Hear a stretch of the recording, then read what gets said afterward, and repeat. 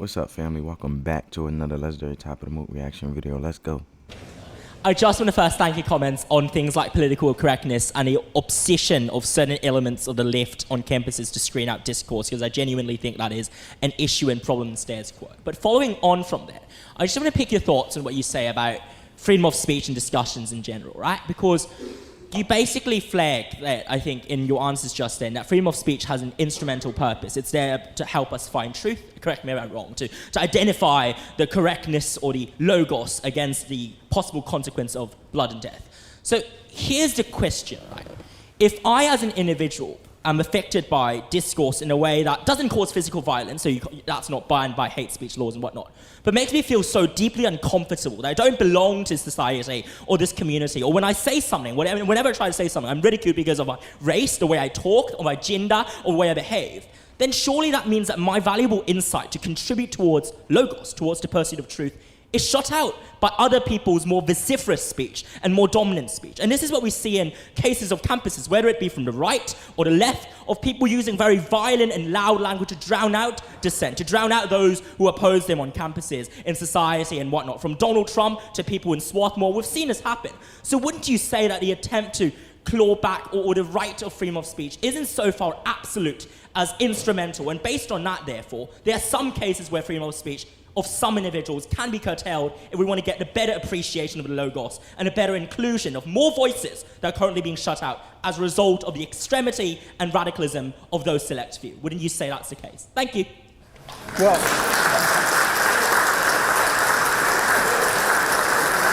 Jordan Peterson like, oh, wait. Look how he just had to wrap up that whole question and sound intelligent. Let's see what he got to respond to. well, there's a very simple answer to that, which is yes. But I'll elaborate. I mean, the first thing is, like, I'm not an admirer of hate speech laws. But that doesn't mean that I'm naive enough to think that there's no such thing as hate speech.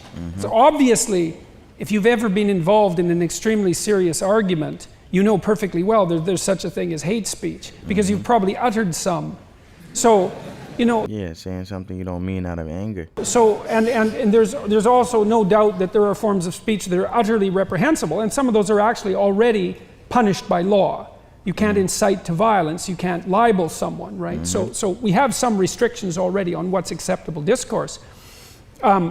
Whether it's the case, typically speaking, that some people have more privileged access to free speech than others, well, that's obviously the case. I mean, that's part of power. And power is one of the means by which people climb hierarchies, although the more you can climb a hierarchy by exercising power, the more that's an indication of the fact that that hierarchy has become corrupt. So there's no doubt that these structural impediments to the free exchange of discourse exist. There's also no doubt, as you already laid out, that that's not in everyone's best interest, because what you want, if you have any sense in your society, and this is also why I think that we've put proper emphasis on the sovereignty of the individual, is that you want everyone's logos to have the opportunity to clarify the unknown and reconstitute the world. And if you shut that down, then you risk getting access to the unique insights that that individual might bring. Okay, so I agree with your diagnosis completely. And I think that, you know, even in the West, to ignore the fact that many of our hierarchies tilt towards tyranny and that prejudice still exists in multiple forms is a mistake, although it's only one factor among many and shouldn't be identified as the primary causal determinant of each individual's life. I think that's a dreadful error. The question is, what do you do about it?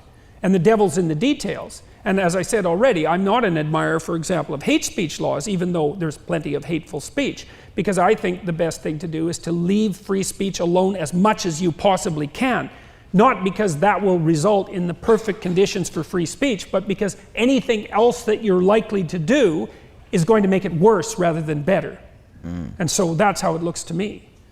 Can I just follow up very quickly? So, just want to pick. So he's basically saying avoid free speech as much as possible, because anything you do is going to make it much worse than better. Let's see what he got to say now, the student. Your brains on hate speech laws, because it seems that you agree that the pursuit of logos and logic and some sort of achievement of individualization, individual autonomy that is the end goal of discussion here, right? So let's assume, like, correct me if I'm wrong again, that's the end objective.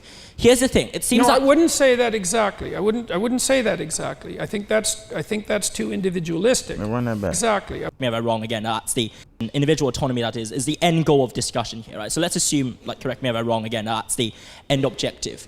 Here's the thing, it seems No, that... I wouldn't say that exactly. I wouldn't say that exactly. I think that's too individualistic.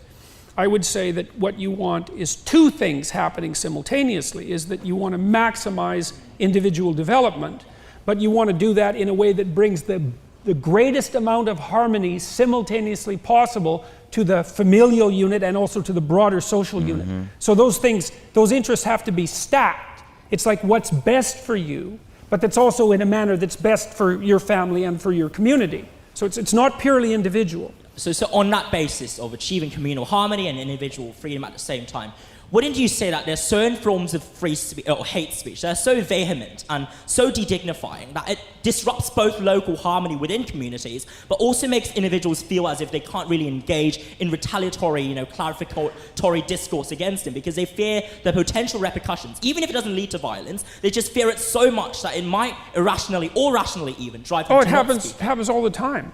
In fact, it's the standard situation. You know, if you look across the world, most societies don't do a good job of either promoting or allowing free speech. I don't know how we ever managed it. It's so unlikely because it's so hard on people. So now Jordan basically is saying where did the harmony, where did the management ever happen to begin with? Because it never was managed. It's always been unmanaged. So when did management ever start?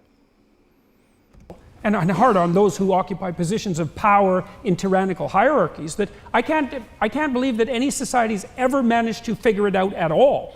So those dangers are always there. And I also think the highest likelihood often is that societies that do put high value on free speech will lose that because it's so difficult to maintain. So, but with regards to hate speech, for example, let's say that things would be much better if there was less hateful speech. It's like, seems highly probable to me, especially if you look at the more egregious forms of hateful speech. How best to regulate it? Well, my sense is you let those who wish to utter hateful things do so and let everyone hear them, because that's the best way to ensure that what they're saying will be understood and rejected. Now, in order to posit that, you have to assume that the population composed of sovereign individuals is wiser than it is foolish. And, you know, that's because there's no point of making sure everyone hears it if they're going to go and agree with that hate speech that's being taken place because they're not wise enough to embrace that understanding that it's wrong. That's a hope. You might think about it as an axiom of faith, but I do believe it to be the case. I think that if you put the evidence in front of people, by and large, they will do the right thing. I think that the problem with regulating hate speech, it's very simple. Who defines hate? And the answer to that is, over any reasonable period of time, exactly the people you would least want to have define hate. And so the consequences of the regulation become incalculably worse as a problem than the problem that they were designed to deal with. To think otherwise is to think in a sort of utopian manner. It's like, well, we have a problem, hate speech. Well, we can come up with a solution and there will be no problems with that solution. It's like, no, that isn't how the world works. Exactly. You know, when I'm negotiating with my clinical clients, one of the things I always tell them is, often, because they're in difficult circumstances, and often not for psychological reasons, it's like, no, you don't understand. You're screwed both ways. You don't have an option here where you're not going to suffer. That's what it means to be in a bad situation. You're going to pay a price both ways. You can pick your price. Okay, so we're going to have hate speech, or we're going to have the consequences of the arbitrary regulation of hate speech. Well, I know what the consequences are of the arbitrary regulation of hate speech, is that things get a lot worse. Because hate's very difficult to define. And that's actually a real problem when you're trying to regulate it, because you have to be able to define it. And we're already at a point where, well, you made someone uncomfortable. Why isn't that hate speech? I mean, I was basically... Exactly. A lot of people get up in their feelings, man. Get softer than a cookie. Basically asked that by one of your most outstanding journalists, or your most popular journalists. Well, why should you have the right to say something that's offensive? It's like...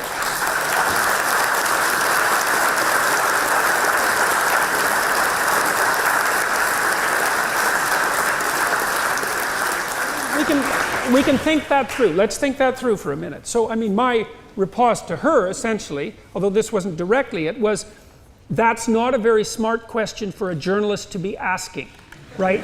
Because of all people who should never ask that question would be stand-up comics, right? And journalists. Because that's all they ever do. That's what it means to be a journalist, is to ask a question that's going to be offensive to someone. Who the hell wants to hear about what you've discovered unless it's about something contentious and important?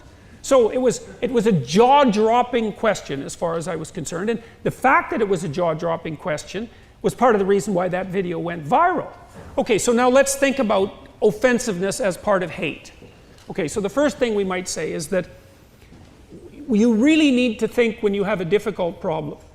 And a difficult problem is one where there's something at stake. It might be your life, it might be your well-being, but and then we might say, well, there's going to be a diversity of opinions about that particular conundrum if it actually happens to be difficult. And so even to discuss it, because if you discuss it, you're going to discuss option A, it's going to annoy all the people who want option B, or you're going to discuss option B, and that's going to annoy all the people that want option A, and maybe there's 10 options. So if you're going to discuss anything of any real significance whatsoever, you're going to make people hot under the collar, and you're going to risk offending them. Okay, so what, you just stop talking about difficult things? And the answer to that is yes, and that's what's happening. But then there's another problem, which is there isn't anything I could conceivably say about anything that isn't going to offend someone if the crowd is large enough. So you might say, well, if you're talking to two people, you can't offend one of them. So you don't get to offend 50% of the population. It's like, okay, let's say I'm talking to 1,000 people, and one person finds what I'm saying offensive. Say, well, that's hateful. It's like, well, that's 1 in 1,000. So should I stop? What if it's 1 in 10,000 or 1 in 1,000,000? Like, where's the cutoff? And you might think, well, we'll work that out. It's like, no. You don't get it. The devil's in the details. You work it out now when you formulate your restrictions on free speech. You don't shunt that off into the future so that it's a problem that'll be solved. Who defines hate? Insoluble problem. Don't regulate it, because you can't define it. Exactly. That's how it looks to me. So you have the free marketplace of ideas, so to speak, where the collective can render a judgment on the acceptability of an idea on an ongoing basis.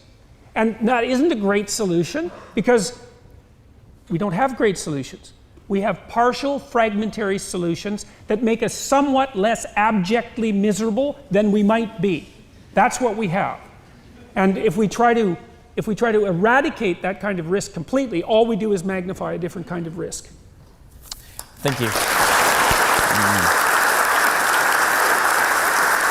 Basically, what I got is, you can't define hate speech, so don't try to regulate it, because it's never been regulated as far as history and has never been managed. And if you try to, it makes things worse than the worst.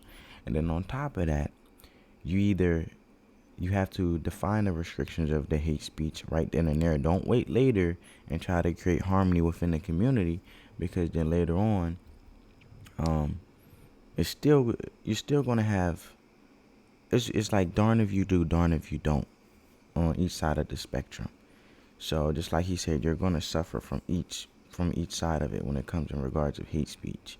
But it comes in regards of, as he mentioned, arbitrary, and it comes in the hate speech in regards of you will face consequences, like, for example, the law. You know that side of it, but then you also have hate speech in regards of if you make a decision, you have somebody that you might ruffle their feathers and they might disagree with you, like the 1 in 1,000. But at the end of the day, you're defining the restrictions, and at the end of the day, that speech, where was he getting at with this? That speech, you can, it's hard to objectify, because like he said, you can't, it's hard to define hate speech, because you'll always find someone who may take what you say offensive, like that 1 in 1,000. But the simple fact is, you have a collective ideas where it might be acceptable to society, and then they render it to what you said to be collectively acceptable, coming together to be productive in a sense. So say if I say something and it may be a speech that may be, it has its input, but then to, as he mentioned, you want to be in a community that can expose that hate speech, wise community. So that wise community can take my idea from my speech and collectively make it objective. So it comes together, and we all collectively come together in regards of the speech to come to a certain abstract idea, where it comes to a harmonized community in a way. That's what I'm getting from it. But you don't want to try to regulate it, because it's only going to make things worse or the worse. Trying to control and manage speech, because it's just like in life. You're not going to please everybody. You're not going to make everybody happy. You either stand for something or you fall for nothing. So it's in regards of speech, as in the righteous and just speech, that creates the broad general harmonizing of the community, but don't try to regulate it. And that's what I got out of it. And I feel like, that's the way you should look at it. Just like he mentioned, for example, the journalists. Like, why would you ask these type of question of why I discovered something rather than embracing the importance of it? Like, why would you ask that type of question, which made him go viral?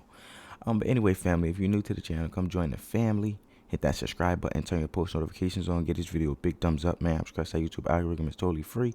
And comment down below what you believe, family. And let's create a conversation in regards of, do you believe you should just let speech in regards be you should not regulate it. You should not define it, but you should still make your point within the restrictions of the speech you created. So you make sure everyone's aware in regards to the speech and where you're coming off at, and to be a collective idea to try to keep things broad and harmonized within the community, and shy away from trying to have a whole freedom of speech, because it only makes things worse or the worse. Do you agree with that, family, or you disagree? Comment down below, man. I want to see you guys' input and what you guys took from this video. On that note, family, let the love supersede the hate, family. Peace.